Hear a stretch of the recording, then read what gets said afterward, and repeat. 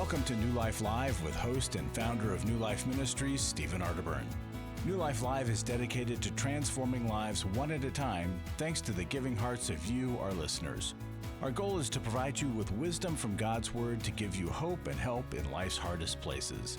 If you have a question you'd like to ask today, our phone lines are open. Call 1-800-229-3000. That number again is 1-800-229-3000. Now here's Steve.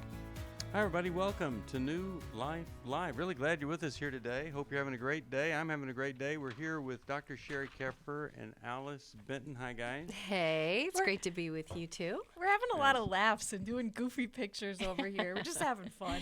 Oh, that's... Yes, it's hard to do goofy sometimes, and I don't think we have too much of a problem doing it. Comes a little too naturally to me. Could be. Yep. Well, we want folks to come join us on the program, and but we kind of got all of our calls lined up here. And in fact, so much so, I'm just going to go right to the phones, and I'm going to talk with, how about James, Waco, Texas, KBBW. Hi there. How are you? Oh, pretty good, I reckon. How about yourself? Doing all right. What's happening with you today? Well, forgiving and forgetting. God said he would remember them not. Okay. As a young man, between 3 and 5 years old, I witnessed an act that my mother performed, if you want to call it that. And when I told my father what I'd seen, it caused them to have a divorce. Oh my goodness. That was about 60 years ago. Mm-hmm. And I've blamed myself for that divorce ever since. But I feel like I've forgiven her for what I saw. But I talked to a preacher about this one time, and he said, well, if you can't forget the scene, then you have no forgiveness in your heart. I would totally disagree with that man. So just want to throw that out there. I did. Okay. Because sometimes, in fact, the name of Dave Stoop's book is forgiving what you can't forget. Sometimes it's pretty unhealthy to forget, because then we could be abused by somebody again. But sometimes the trauma is so great that it's just embedded within you. And so then now you're starting to try to do some work that keeps you glued to it versus moving on beyond it. What's the question for us, though? How could we help? The question is, how do you forget? I can't forget. I'm sorry. There's been several other occasions with other people that have, I'll use the term, sinned against me or whatever, that I can't forget the situation and I can't forget the scene, but I feel like I've forgiven them for their trespasses. Yeah. Okay. Well, maybe forget isn't the direction you have to go or need to go. Maybe there's another one. Let's start with you, Alice. What are you thinking when you hear about, he's saying, how do you forget something like this? And James, I hope you can take in what Steve was saying to you, that we cannot forget. We can't force it. We can't erase our memory. So it's humanly impossible to forget. But because you've made that brave decision to forgive, if you're willing to talk through these hurts with an understanding listener, that will help soften the reaction that you still have, the hurt that you probably still feel, and the blame that you carry. We want to talk with you about that. What is it, if you finish this sentence about yourself, the negative belief that you have about yourself, I am what because of these circumstances? I am extremely possessive and jealous. And what would you call it? Sensitive to my wife talking to another man. The first thing that pops in my mind is the infidelity. Okay. Because you saw that's what your mom did. That's right? correct. Okay. So That's the correct. past is just bleeding all over the present. But have hope. We have some good ideas to give you on the other side of the break to help you with this. There is help. Really glad you called. Hold on. We'll be right back. I am just so thankful for this weekend. It's been amazing to see how Satan messes up marriages in so many ways. My name is Shelly Martinkus, and I want to personally invite you to the Restore Workshop. If you have been affected by betrayal, it might be that your husband has been looking at pornography, it might be an emotional, physical affair. I would love for you to come join us. Through Shelly's example, I have seen such transparency. It's just been amazing. I've just been able to let out all the yucky details. You will leave with hope, with a community of sisters ready to support you, and you will also leave with tools to move you forward on this journey. Please don't hesitate. Pick up the phone, call 1-800-NEW-LIFE. I would love to see you there. The Restore Workshop is coming to Dallas, Texas, July 19th to the 21st. Call 1-800-NEW-LIFE to find out more. That's 1-800-639-5433 or online at newlife.com. 1-800-NEW-LIFE.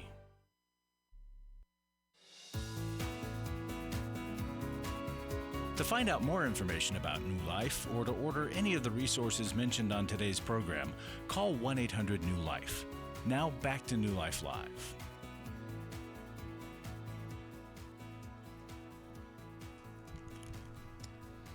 All right. Well, this is a tough situation, and I'll have Alice start, and then we'll have Sherry take a run at it. But what are you thinking here for James? He is certainly still, I would say, feeling the effects of this horrible thing he witnessed his mom do. Well, James, I think God has an opportunity here for you, although it doesn't feel like this right now, because you have been hurt by multiple women in your life, and probably your wife to some extent, just because she's imperfect. But you're the one that has the power to choose to get the help that you need for this, so that you don't punish your wife for what other women in your life have done. And there may be a process that you need to work through with your wife as well if she's been one of the women that has betrayed you. And Sherry's going to give you a bit more on this. Yeah, what can he do? So, hey, James, do you have any grandbabies? 32 of them. Oh, my Whoa. goodness. Wow. Oh, my goodness. Incredible. And do you love your grandkids? Every one of them that I've met. I know. And can you think of one that is 3, 4, 5 years old? Pull one up in your yes, I can. mind. Pull one up in your mind. Can you see them? Oh, yeah. Okay. Now, if they were in a car and their mom was having sex with a man, would they be in trouble for telling the other parent? I have no idea. Think about it.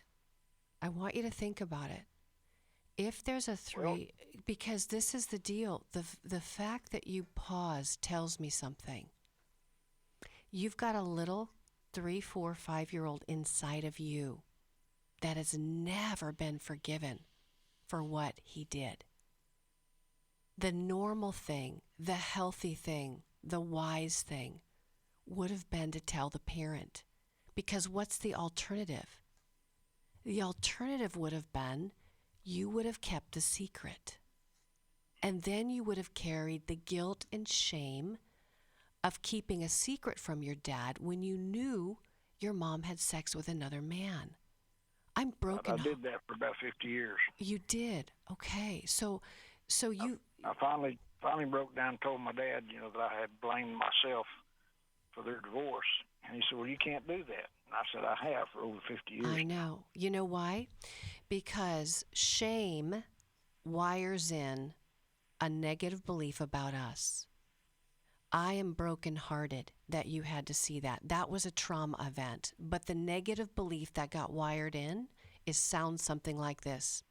I did something wrong. I did something wrong because I told. Does that sound familiar? Oh, absolutely. Okay. Do you know what the truth is? I do something that's called a 180-degree turnaround. What would the very opposite be of I did something wrong for a 3 and 5-year-old? What would the very opposite be? I didn't do anything wrong. I done what I should have done. I know. And you know what? That's your goal. You did what you should have done. And I don't know what you need to do. Well, I'm going to tell you what you need to do to get to that goal. But that is where you need to land, because until you get to that point where you believe that in your head, in your heart, you won't be free. It's really not as much about forgiveness as I think it is about trauma. So I want you to Waco, Texas. There's some really good clinicians that do something called eye movement desensitization and reprocessing. It's called EMDR. The website is Emendria, emdria.org, or you can hold on the line and we can see if one of our New Life therapists does it in your area. But I want you to go in and I want you to target that event with a clinician. And I want to give you some hope. I think if you get with someone who knows what they're doing in EMDR, within 4 or 5 sessions, you're going to free up your little boy in your heart and you're going to be a free man. But you've got to go get some trauma treatment for that event because it was traumatic. And yesterday, let me just mention this. Yesterday I was talking to one of our listeners, and he had gone he went to the Amen Clinic, and they had referred him to someone who did this kind of trauma treatment with him. And we were talking about the fact that I had had the same thing done to me, and how strange it seems, how unlikely it is that anybody would go do something like this, and how astounding the results were. I forget what we said. It's ridiculous, I think we were saying. It's just ridiculous, the kind of results that you get from doing this. And I really believe that if this is, that this could really help rid you of the trauma and the shame that has just been implanted within you. Oh my goodness, you're a good guy. And I just don't want this for you. And I really believe this is the thing that could help you the very, very most. Alice, I think I prevented you from saying something there. I would just add a prayer for you, James. And you can even close your eyes and do this while I'm advising you to, because Jesus wants to show up for you, and he wants to take that unhealthy, unfair, unjust guilt that you have, and if you would imagine yourself handing it over to him, and I ask him for you to take it from you and to replace it with his love and his compassion that he has for you, with the way that he sees you. I want you to do that every day until you can get in to see that therapist. And through the therapy, God does miracles. Yeah, it sure does. All right, well, I'm so glad you called, and I'm going to send you this book, Healing is a Choice. I think that can really help you. And then, of course, Dave's book, Forgiving What You'll Never Forget, I think it was written for situations just like this. I'll ask for everybody else to pray for you, too. Let's go to Neil, Mobile, Alabama, Sirius XM. Hey, Neil, how are you? What's going on? Neil? You there, Neil? Maybe not. Well, we'll see if we get back to him. Let's talk with Lee from Ann Arbor, Michigan. That's where she's calling from. Hi there. How are you? I'm okay. How are you? Doing all right. How's life going, and how could we help you today? So this is very complicated. I'm trying to be direct, so I'm going to ask the question first, and then I'll let you guys ask me questions. Okay. I want to know if you can see a path towards any hope left in my marriage. Okay. And I've been married for 23 years. I have 5 children. I love the Lord with all my heart, all my mind, all my strength, and all my soul. Mm-hmm. I came from a marriage my parents had for 52 years when my dad died of a broken heart when my mom was diagnosed with Parkinson's and dementia. But my husband came from a very different background. And I think based on the caller that I just heard, James, a lot of that could be also with my husband. His mom got pregnant when she was 15. She had 4 kids before she was 19.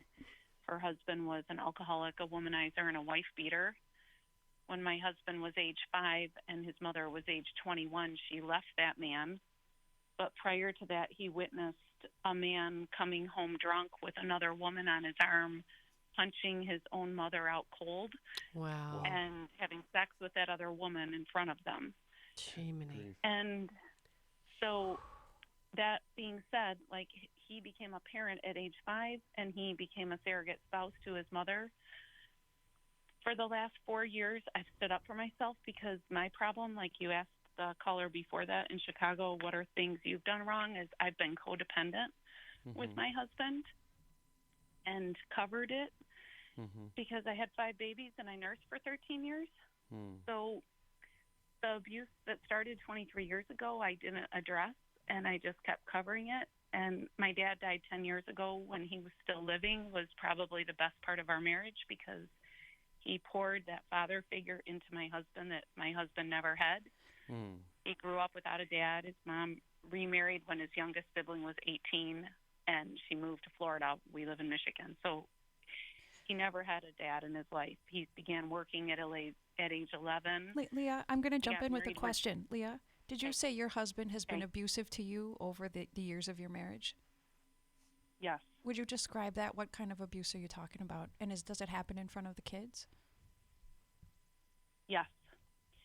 Primarily emotional, mental, spiritual abuse, but some physical abuse, sexual abuse.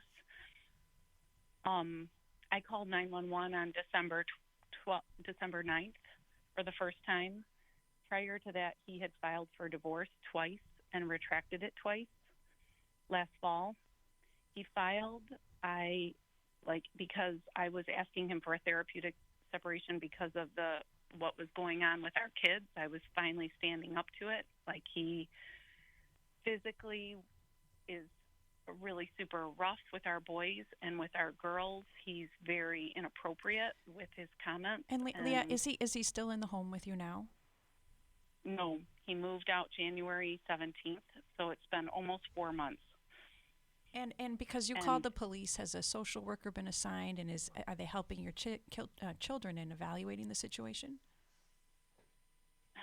CPS is kind of a joke, I think, because it's not their fault. I just think they have so many bigger things on their plate that making comments to my teenage daughter. So I'll jump in to clarify. They have been involved. Is that correct? Yes. Okay. Actually, my daughter. Okay. Leah, I'm gonna interrupt. I'm gonna interrupt again. Okay. Pardon me. Is your husband getting help, and are you seeing signs of true change? No. And so what prompted your call today? What prompted your call today looking for hope for an abusive man who is actually may have some predatory type tendencies with your daughter? What are you looking for, my dear? He's hurt you and he's hurt them, and he's not repentant. He's not doing his work. Why are you looking for hope today for your marriage? Probably because I'm still codependent, and I'm doing Celebrate Recovery and the Step Study, and I've read all of Cloud and Townsend's stuff. Our mothers ourselves really spoke volumes to me about my own growing up, my own motherhood, and especially his own mom as a phantom mom in his life, the how we love stuff. Leah, remarriage intensive. Leah, are you afraid? Are you afraid you can't do this without him? Part of it is fear. I'll be 54 in July. I've children with him. This isn't how I designed my life. So I watched my parents be two servants in law. I know. You know what, girl? Let me tell you where you got to go. You're in grief. You got to stay in grief, and you got to let this one go. I am heartbroken that you never got to experience the kind of marriage that your parents had. I am heartbroken that you have been in an abusive relationship with a man for a quarter of a century. But I want you to stay in grief, and I want you to find your strength, find a community, find a support group, and I want you to burn the ships. There's a story about... Burn the ships, King and Country. Yes, you know that song. Oh, yeah. Okay, girl, I want you to burn the ships and sail forward. There's a story, it was 1519, of a gentleman who, I'm trying to remember his name, but he landed his ships in Venezuela. And what he did when the gentleman got out of the boat and landed on the shore is he said, we're going to burn the ships so we don't go back. This is one of those cases where holding on the hope is keeping you on a boat that is going nowhere. And I think God can work a miracle. God can move mountains. God can raise from the dead. God doesn't control other people. See, God doesn't just jump in there and make somebody change. Does God?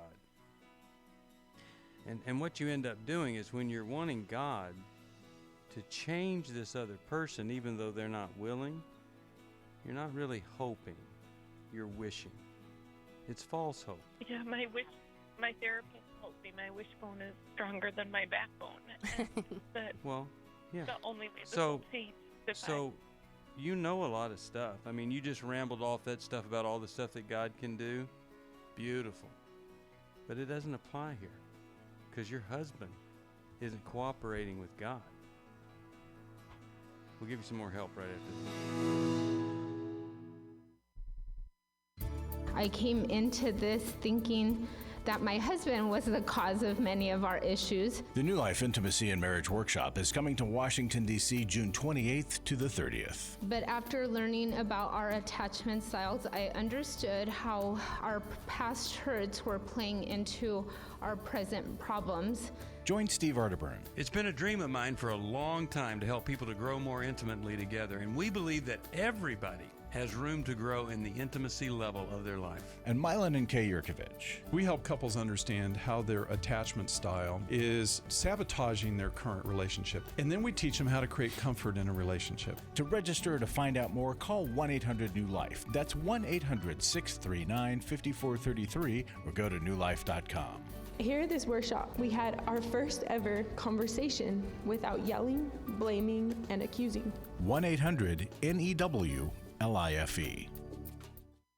Hi, this is Steve Arterburn, and for 30 years, New Life has been the most trusted name in Christian counseling. I'm an addict, and I'm trying to get God in my life again. You seem to be able to get to the crux of a problem quickly. Our Christ-centered treatment programs can help you break free to embrace all that God has for you and your family. I just want to thank you guys for bringing me to a relationship with Jesus. There really is help for marital problems, depression, addictions, panic attacks, and feelings of hopelessness. I came back with so many tools to help me prepare myself to fight this struggle and this battle that I have every day. You can start living again today, living the life God intended for you. Help is available at 1-800-NEW-LIFE. They did care, and they did follow up very lovingly, and it made all the difference in my life. Call us at 1-800-NEW-LIFE. Someone who cares is waiting at the other end of the phone. God can open the door to a better tomorrow right now. Just call us at 1-800-NEW-LIFE. 1-800-639-5433.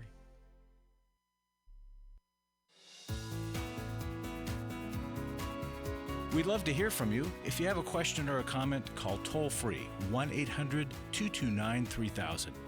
Now back to New Life Live.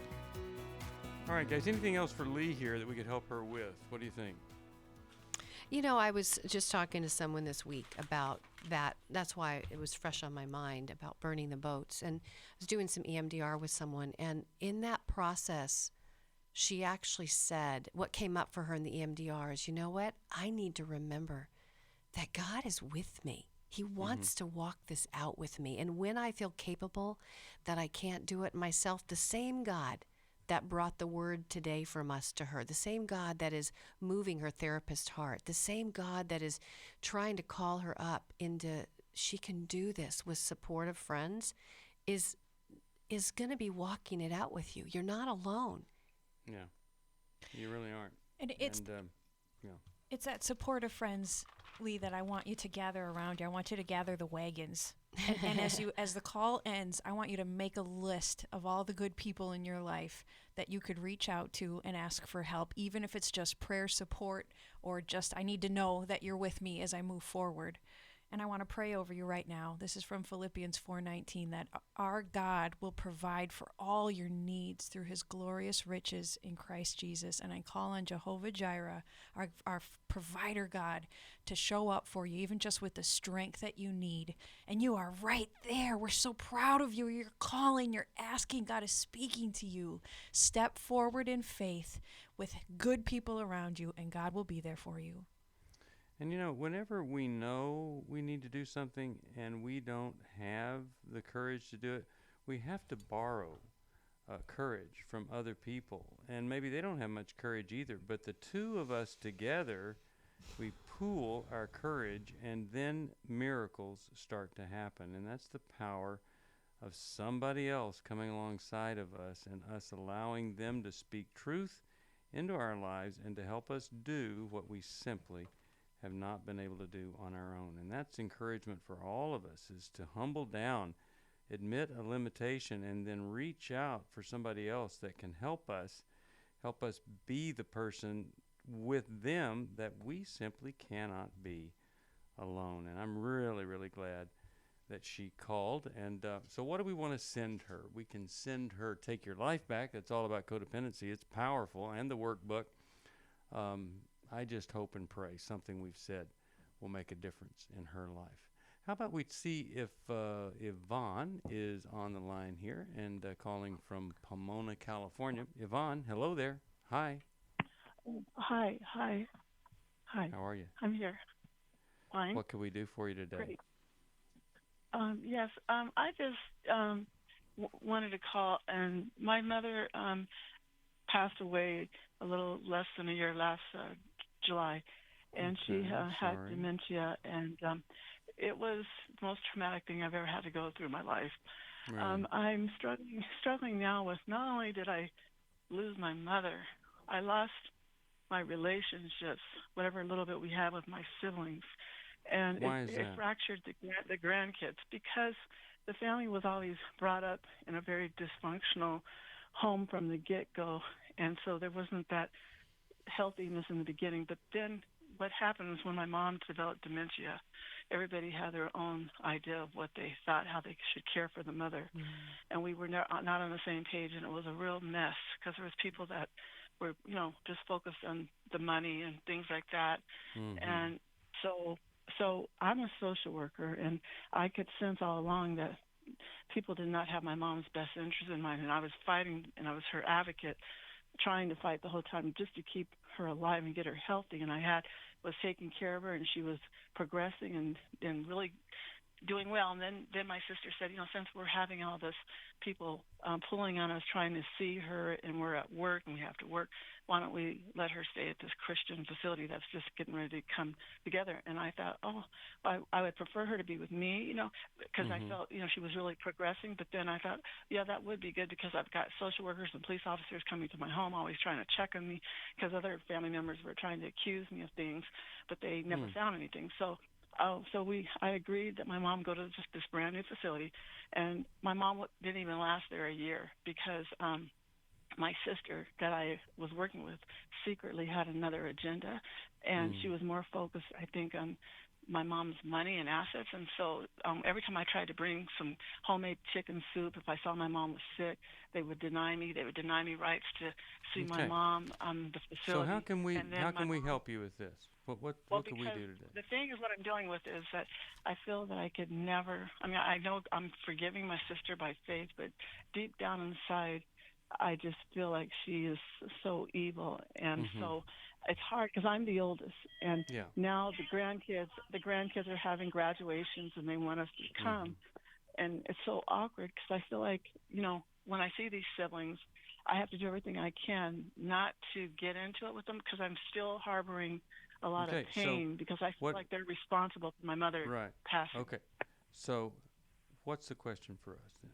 The question is that, but pretty much kind of like what the previous callers are saying, is that I know I'm required to forgive, but I'm not really feeling like forgiveness would ever really even happen, or will we ever even have a healthy relationship, because of what went down. It feels like it destroyed the family, and I don't feel like I don't feel that I can ever have any kind of relationship with these siblings, and so you feel like. Well, here's a question for you.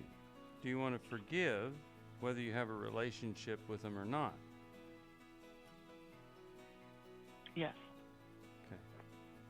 Because I can't fix that relationship thing, but I can fix that or help you with the forgiveness part if you're willing. Even though it sounds like you're still really bitter about what they did.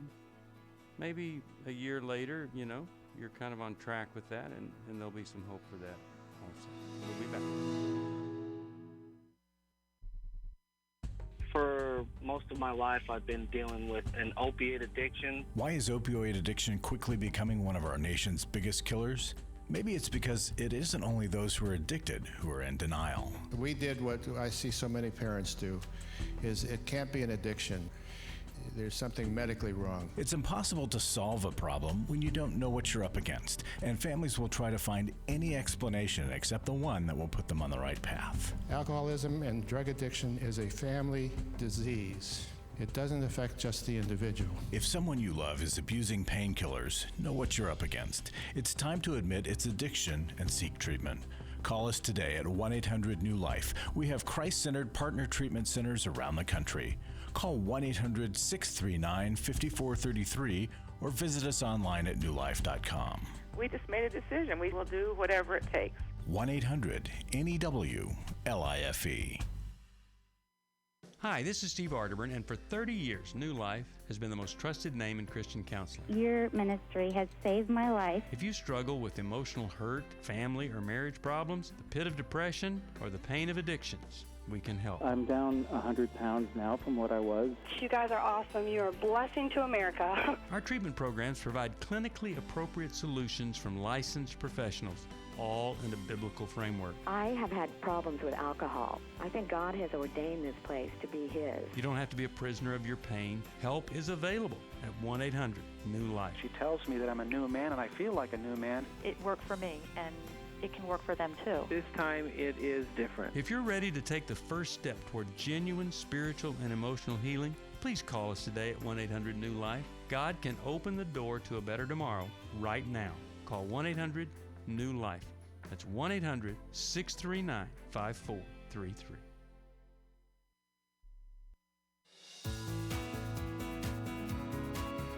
We're glad you joined us for New Life Live. To be a part of the program, call 1-800-229-3000. Now back to New Life Live. We are back. Once again, there's been a death, and then there's been just turmoil and all sorts of things, and we had said earlier that death sure does cause problems for those left behind when there's conflict and different interests in mind. So, Sherry, what are you thinking when you are hearing this? How could we help the best? What do you think? So, Yvonne, first off, I just want to say I'm sorry that you felt on the outside. With your intentions being really good, and as firstborn, I imagine that really hurt to feel undermined by your family members and when your mom was in care. And so have you been able to acknowledge that, get that validated, care for your own heart? Have you seen anybody? Have you seen a counselor for it yet? Yes, I'm currently seeing a counselor for that. So this is how I see it.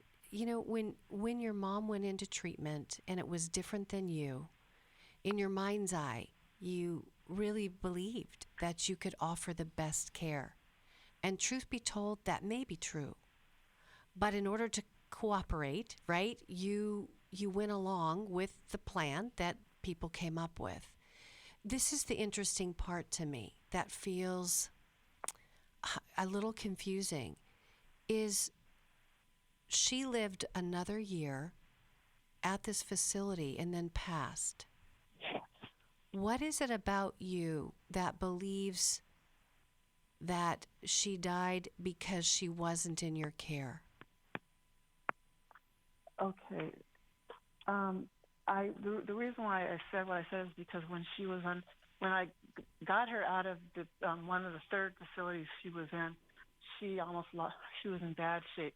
Took off time from work, nurtured her, and her health improved. Completely so improved. And people so said, do well, we you, can respond. So I feel like, I watched as I would go to the facility. And she was not the poor food, the lack of care. It was and I called ombudsman. Everybody ignored everything. I know, so I'm hurting because the guilt that I feel. Yes, I obviously didn't get it. So this is what happened to you. So can I share with you a second? This is what happened with you. I see it as a trauma event that happened when you released your authority to the care center.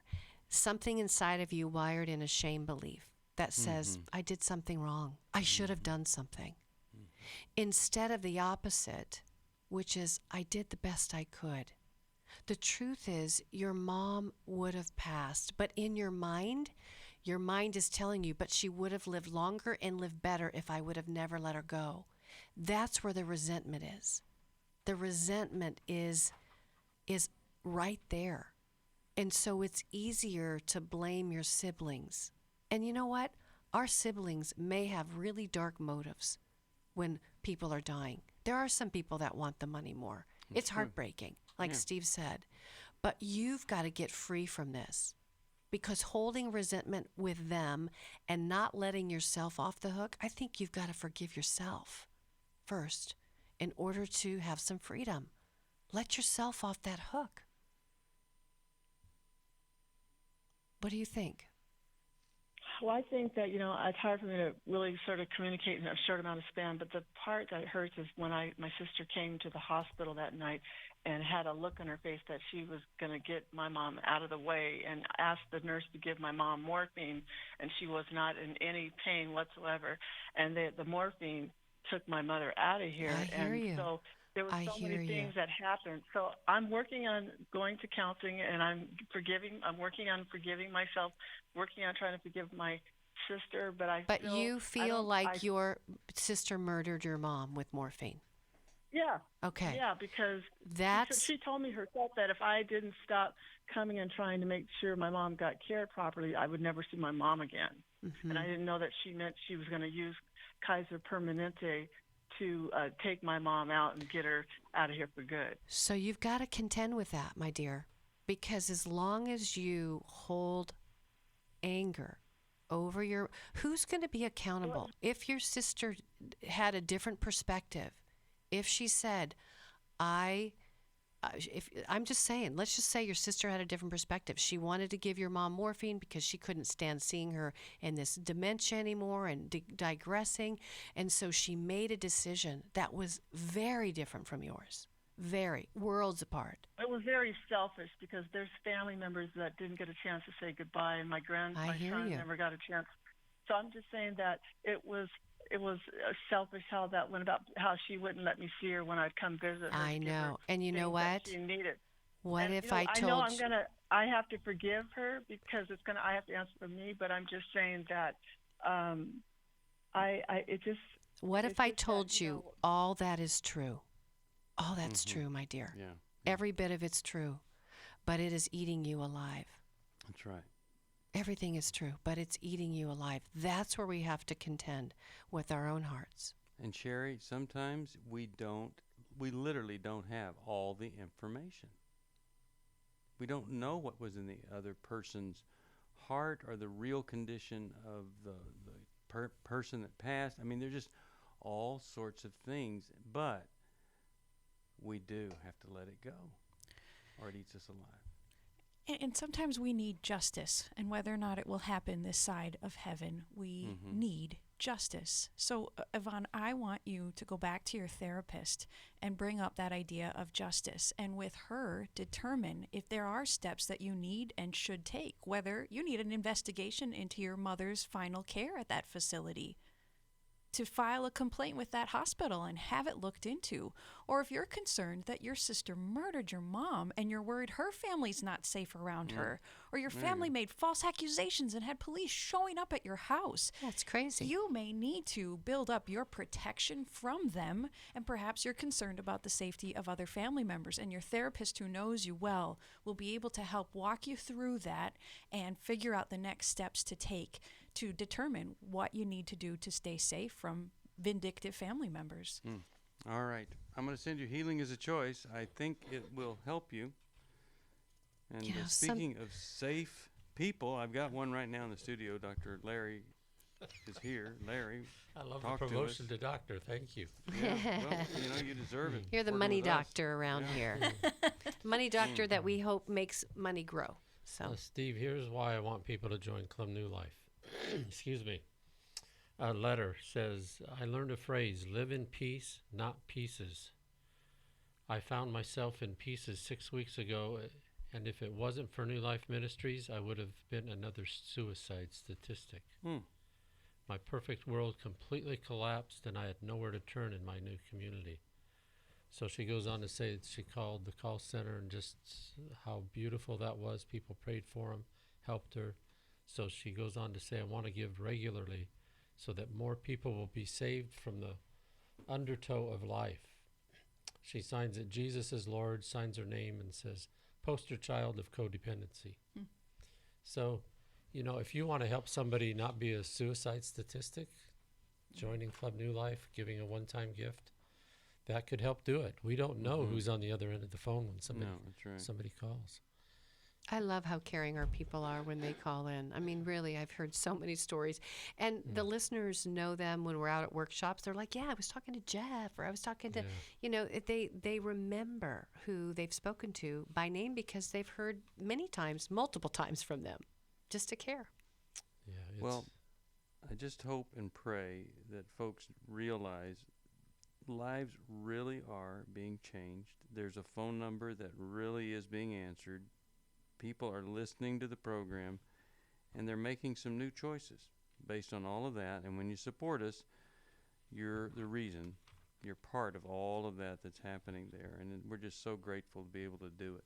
So to thank people for joining Club New Life in that way, we've got 8 books, right? That's right. They're the best of the best from our radio host authored it. Healing is a Choice, Steve Arterburn. Changes That Heal, Henry Cloud. Boundaries, John and Townsend and Henry Cloud. Forgiving What You Never Forget, Dave Stoop. How We Love, Mylon and Kay Yurkovich. Secrets Women Keep, Dr. Joe Hubbard. Every Man's Battle, Steve and Fred Stoker.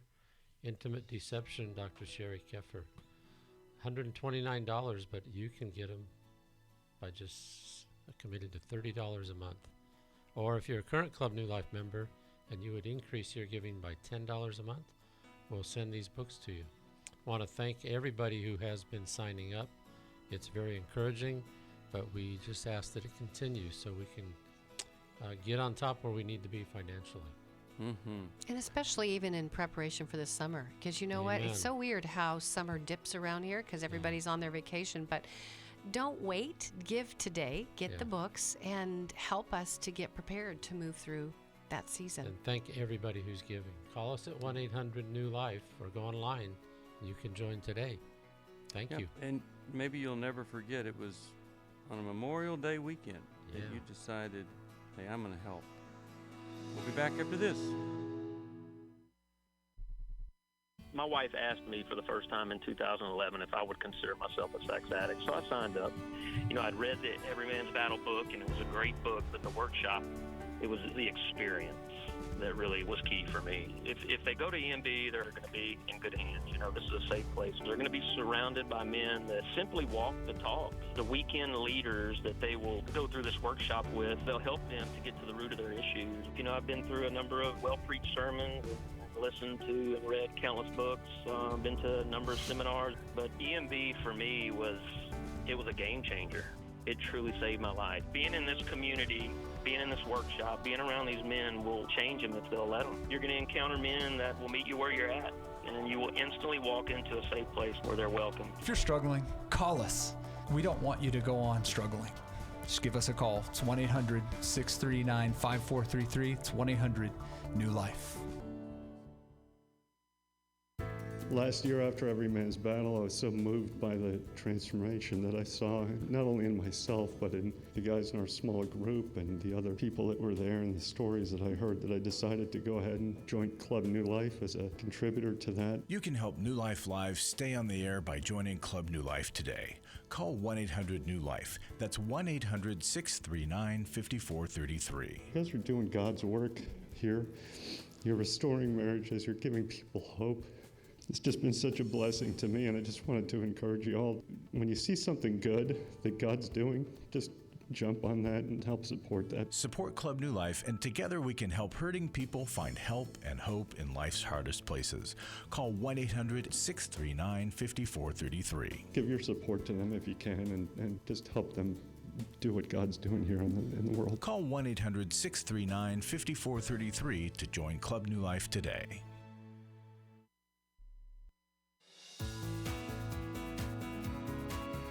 To find out more information about New Life or to order any of the resources mentioned on today's program, call 1-800-NEW-LIFE. Now back to New Life Live. We're back. Steve Arterburn here. Really glad you're with us here today. And why don't we go right back to those phones? And how about Steve, can I mention one quick thing for Yvonne? I'm going to be vulnerable it's your here. Program. Well, go right no, ahead. it's not my program. I was just telling Larry something. So I have a lot of compassion for Yvonne. I have a similar situation where I have a sister that I would say did something really evil and wrong. And every time I told a story, I would have lots of people have compassion around me, like, that is really evil. But the thing is I kept that story going for 5 years, and it was eating me up. I mean, but it felt good. Like I got some confirmation every time, but it's kind of like I started getting hard-hearted. And what she did was wrong. I'm never going to get justice this side of heaven for what she did. But I think justice in my way was letting myself off the hook from the venom. And so stuff happens that's bad, gang. And we've got to figure out what to do with our hearts so that we can live lighter. So that's all I wanted to say. All right. And the very gift that God has given us, we're just called on to distribute that to other people, even just like in our case when it isn't really justified. It's so hard to do. Thanks for sharing that, Sherry. And now let's go and talk with Kevin, St. Louis, Missouri. Hi, Kevin. Welcome. Are you there, Kevin? St. Louis? Yes, I'm here. How are you? Good. You are our final caller, and I wish I could have gotten to everybody else, but I can't. How could we help you today?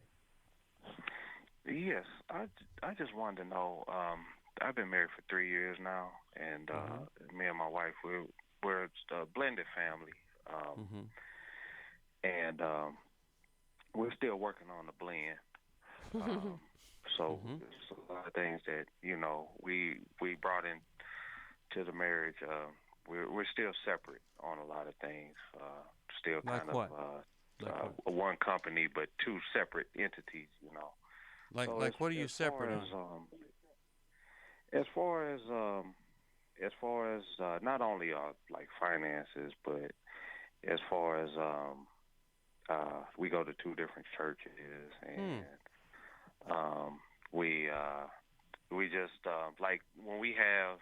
Like when the weekends come along, we both have like we both have two separate plans and, things like that. So, well, my question really is like, how do we become more one and kind of like, not only just kind of merge as one in every way, as far as the marriage goes.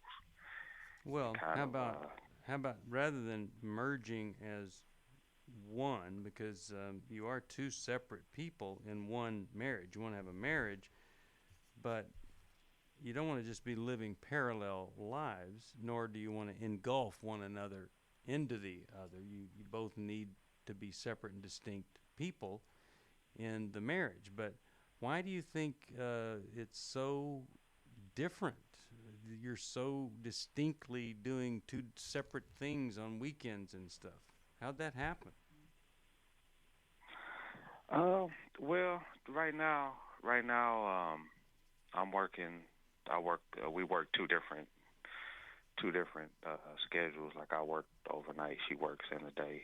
So my thing is but we're talking about the weekend there. So yeah, when the weekends come, she usually has her own set of plans, and when I get home on Saturdays, I'm usually I sleep and then I wake up. I kind of want us to be able to do something, together. Okay. So, you've asked a question. You've asked a question, and let's see if either Sherry or maybe Alice can answer that question of how to pull this together. I have one quick question. I'm going to throw it to Alice. How did you guys date and fall in love? Good question. We spent a lot of time together. Well, that's kind of weird. Don't you think you could date and fall in love and spend a lot of time together and then all of a sudden get married and you have two different corporations? Right, exactly. Yeah. Alice? Exactly. Well, it sounds pretty darn complicated to be able to pull things into some form of unity. So I'm going to ask you to start small. I'm going to ask you to gather the family together, everybody you can. And this will be just a couple minutes. And I want you to ask them to pray with you that God would show you the route to be able to unify. If you asked your family that, how do you think they would respond to your request? I think they would. I think they would be willing to pray. Okay. With me on, to join me on. So to further the unity, you can ask them, what do you all need and want us to pray for? And you get your family petitions out, and you have this prayer, a couple minutes. It can even be at the dinner table. Anytime, well, it's tough for your family, but anytime you can be together, do this prayer together. And God will start to show you the path for what to release, what to prune from your own life so that you can step more into your wife's life. Okay. Good idea. I'm glad you called, and I'm going to send you one of these books by Ron Deal. He's on the program frequently on being a smart step parent, because you need all the smarts that you can get here. And I'm not a pessimist, but I tell people that are about to blend a family, you need to start from this perspective. Not, it's just going to be so great. You need to start from the perspective of this probably isn't a really very good idea, because we see problems more often than we don't. And you have to approach it if this is going to go well, boy, do we ever have to do a lot of prep work before we blend these families together. And then you have potential for things to be really, really special. But boy, I'll tell you, it's like you become a hostage negotiator. All the kids feel like they're being held hostage to this other parent and stuff. And so I like starting small, but also if you don't get the two of you into some really, really good counseling, or to one of our marriage weekend, I don't think this is just gradually going to get better, because you guys have really staked out your territory there. And I bet the kids are pretty confused and disappointed about, the way that things are going right now. Glad that you called, and hope and pray that something that we've said to you will be helpful, but also that somebody else listening, it might be helpful also. I love your suggestion to the intimacy intensive, Steve, because it's kind of like getting two presidents together for a weekend to figure out how they're going to be a team. So I love that. Well, to me, what that intimacy weekend is, it's you think that you're watching a television show of your marriage, and you go to that weekend and you realize you both are in an entirely different movie that you didn't even know you were in watching that television show. And it just opens up a whole different perspective of hope and healing. It's just bizarre how amazing it is. Well, think about this couple. They're both in their own corner, and they're trying to stay safe instead of being vulnerable with each other. But we do need more men like Kevin who step up, ask the question, and seek the help. He called. That's right. He did. He sure did call. All right. If you need some help, it's 1-800-NEW-LIFE. It's the same number. If you can help us, we would love for you to do this. And of course, we're going into June here, and hope and pray that you might be able to help us in some way or another. Oh, it could just be such a great thing if you would. I preached this past weekend, and that sermon is at newlife.com. I'd love for you to take a look at that. Don't neglect getting the help that you need, or especially the help somebody you love is struggling. You call us at 1-800-NEW-LIFE. Thank you, Sherry. Thank you, Alice. See you next time. Thanks for listening. We hope this program has helped you by giving you insights for handling the challenges you face in your life. We want you to know that we're here for you, but you also need to know that New Life Live is a listener-supported ministry. To make your donation or to get any of the resources mentioned on today's program, call 1-800-NEW-LIFE. That's 1-800-639-5433, or write to us at New Life Ministries, P.O. Box 1029, Lake Forest, California, 92609. Please join us again tomorrow for New Life Live.